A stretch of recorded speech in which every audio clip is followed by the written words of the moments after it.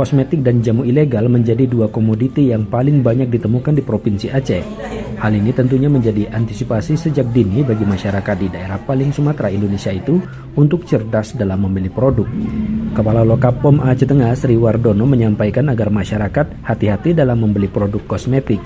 Di daerah kita, Aceh termasuk Aceh Tengah, komoditi yang paling sering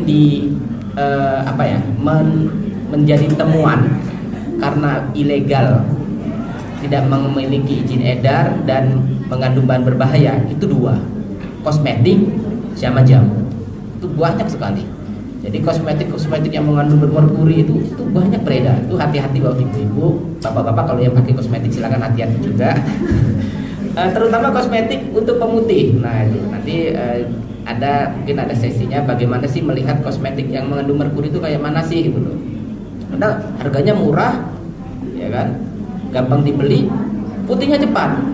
Terus nanti kalau setelah putih apa yang terjadi dengan kulit saya? Nah itu nanti dijelaskan pada sesi. Tugas BPOM, kata Sri Wardono, memberikan informasi, edukasi, dan sosialisasi kepada masyarakat terkait obat dan makanan. Selain itu, fungsi lainnya dengan kehadiran BPOM di Kabupaten Aceh Tengah adalah melakukan registrasi izin edar. Satiran, RRI Takengon melaporkan.